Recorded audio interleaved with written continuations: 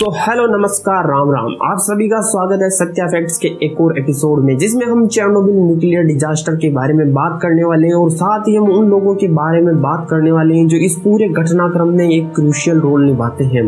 तो वीडियो को अंत तक देखना। तो बात है 26 अप्रैल 1986 की और जगह है उस समय के सोवियत संघ के यूक्रेन के चेरनोबिल शहर से 16 किलोमीटर दूर प्रिपियत शहर के पास में स्थित Vladimir Lenin nuclear power plant की। क्योंकि ये न्यूक्लियर पावर प्लांट चेरनोबिल शहर के पास में स्थित है, इसलिए इसको चेरनोबिल न्यूक्लियर पावर प्लांट के नाम से अच्छे से जाना जाता है।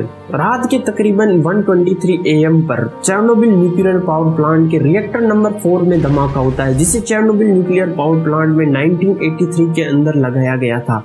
रिएक्टर नंबर 4 के लगने से पहले चेरनोबिल न्यूक्लियर पावर प्लांट में 3 रिएक्टर पहले से काम कर रहे थे, जिनमें से 2 क्रमशः 1977 और 1981 से ऑपरेशन में थे। तो चेरनोबिल में जो न्यूक्लियर डिजास्टर हुआ उसमें 8 टन से ज्यादा रेडिएशन निकली थी, और अगर हम इसको हिरोशिमा के परमाणु बम धमाके से कंपेयर करें तो ये उस बम धमाके से 400 गुना ज्यादा पावरफुल था। इस धमाके में 2 लोगों की इंस्टेंट मौत हो गई और लाखों लोग रेडिएशन से प्रभावित हुए। इस धमाके में लगी आग को बुझाने वाले फायर फाइटर में से 31 फायर फाइटर्स की मौत हो गई और 1,15,000 से ज्यादा लोगों को इस एरिया को खाली करके वहां से छोड़ के जाना पड़ा। इससे पहले कि आप ये जानो कि आखिर उस रात हुआ क्या था, उससे पहले आपको ये जान लेना चाहिए कि एक न्यूक्लियर रिएक्टर काम कैसे करता है। तो सबसे पहले हम एक न्यूक्लियर रिएक्टर में काम में लिए जाने वाली फ्यूल की बात कर लेते हैं। तो इन जनरली न्यूक्लियर रिएक्टर में एक अनस्टेबल रेडियो एक्टिव एलिमेंट को फ्यूल के तौर पे काम में लिया जाता है, और न्यूक्लियर पावर प्लांट के अंदर मैक्सिमम टाइम यूरेनियम को फ्यूल के तौर पे काम में लिया जाता है। वैसे तो यूरेनियम के कई सारे आइसोटोप होते हैं, जिनमें से यूरेनियम 238 पूरी दुनिया में सबसे ज्यादा पाया जाता है, लेकिन इसको न्यूक्लियर रिएक्टर के अंदर फ्यूल के तौर पर काम में नहीं लिया जा सकता है क्योंकि ये ज्यादा रेडियो एक्टिव नहीं होता है। जबकि न्यूक्लियर रिएक्टर के अंदर यूरेनियम 235 को फ्यूल के तौर पर काम में लिया जाता है क्योंकि ये यूरेनियम का सबसे अनस्टेबल आइसोटोप होता है। तो इस तरह यूरेनियम की अनस्टेबिलिटी की वजह से उसे न्यूक्लियर फ्यूल के तौर पे काम में लिया जाता है। तो इस तरह यूरेनियम की अनस्टेबिलिटी की वजह से ये छोटे एलिमेंट्स के अंदर टूटता है, और इस तरह बड़े एलिमेंट्स का अपने छोटे एलिमेंट्स में टूटना न्यूक्लियर फिजन की प्रोसेस कहलाती है। लेकिन न्यूक्लियर पावर प्लांट में न्यूक्लियर फिजन की प्रोसेस को बढ़ाने के लिए और तेजी से करने के लिए उस पर एक न्यूट्रॉन से अटैक किया जाता है। तो जब यूरेनियम पर न्यूट्रॉन से अटैक किया जाता है तो यूरेनियम अपने 2 छोटे एलिमेंट्स के अंदर टूटता है और साथ ही एनर्जी निकलती है, और एनर्जी के साथ ही उसमें से 3 न्यूट्रॉन और निकलते हैं जो कि इस प्रोसेस को आगे से आगे बढ़ाते हैं, और ये प्रोसेस एक चेन रिएक्शन बन जाती है। और इस चेन रिएक्शन के अंदर न्यूट्रॉन्स की संख्या आगे से आगे बढ़ती जाती है, और अगर हम इन न्यूट्रॉनों की संख्या को कंट्रोल कर ले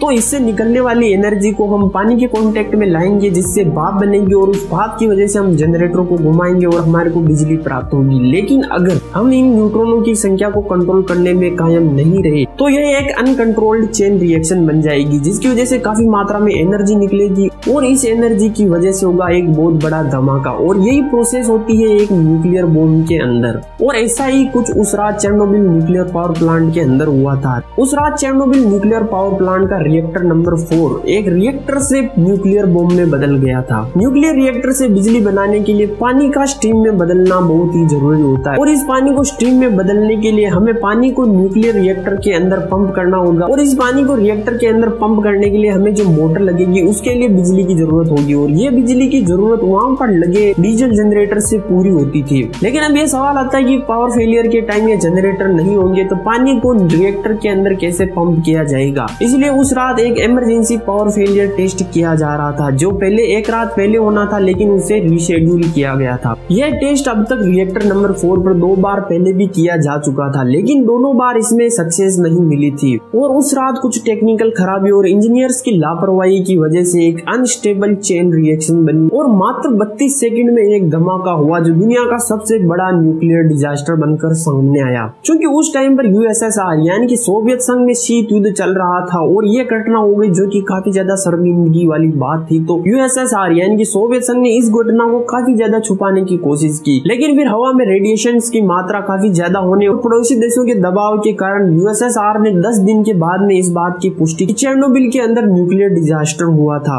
अगर सोवियत संघ उस टाइम पर अपनी इंटरनेशनल इमेज को बचाने के बजाय टाइम रहते लोगों को वहां से इवैक्यूएट कर लेता तो रेडिएशन से मरने वाले लोगों की संख्या कम होती और साथ ही दुनिया में कैंसर पेशेंट्स का नंबर भी कम होता। इस धमाके के बाद रिएक्टर नंबर 4 को, जहां पर 200 टन से भी ज्यादा रेडियो एक्टिव मटेरियल था, उसके चारों ओर एक सर्कोफेगस बनाया गया, यानी कि उसको एक शील्ड बनाकर पूरी तरह से ढक दिया गया ताकि रेडिएशन वहां से बाहर नहीं निकले। लेकिन ये इतना ज्यादा मजबूत नहीं था और कुछ टाइम बाद ये खराब होने लगा और फिर 2010 में इसके चारों ओर एक नई एडवांस शील्ड बनाने का काम शुरू हुआ जो 2019 के आते आते खत्म हुआ, जिसकी कॉस्ट लगभग 3 बिलियन US$ के आसपास पड़ी थी और इस शील्ड की लाइफ एक्सपेक्टेंसी लगभग 100 साल से ज्यादा की है। और लापरवाही की हद आप ये देख सकते हो कि इस न्यूक्लियर पावर प्लांट के 3 रिएक्टर से सन 2000 तक बिजली बनाई गई और एक तरीके से देखे जाए तो ये यूक्रेन की मजबूरी भी थी, क्योंकि यूक्रेन के अंदर उस टाइम तक ऊर्जा का काफी ज्यादा संकट चल रहा था। लेकिन फिर इसे सन 2000 के बाद में बंद कर दिया गया।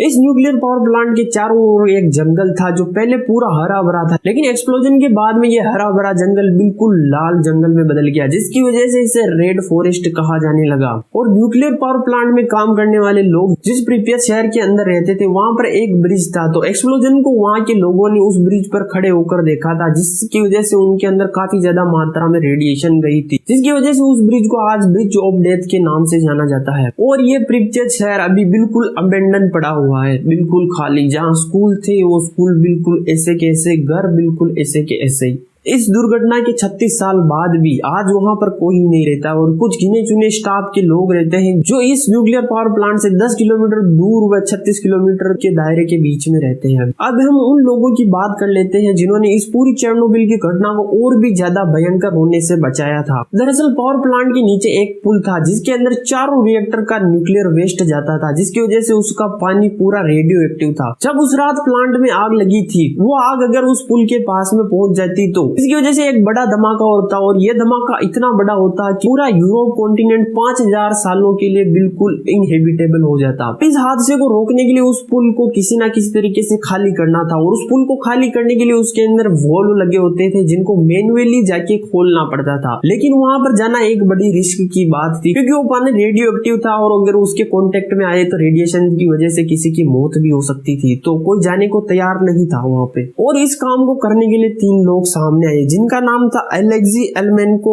वोलेरी वेस्पलोव एंड बोरिस बर्नोवो। तो ये वो 3 लोग थे जो पुल के अंदर गए और उस वॉल्व को मैन्युअली जाके ओपन किया और उस पुल को खाली किया। और लकीली वो तीनों इंसान सर्वाइव कर गए, उन्हें किसी प्रकार का रेडिएशन डैमेज नहीं हुआ। तो इस तरह ये पहले से ही बड़ी दुर्घटना, दुनिया की सबसे बड़ी दुर्घटना बनने से बच गई। सो इस वीडियो में बस इतना ही। अगर वीडियो पसंद आया हो तो वीडियो को लाइक शेयर जरूर करना और चैनल में पहली बार विजिट कर रहे हो तो सब्सक्राइब कर देना। मिलते हैं वीडियो में।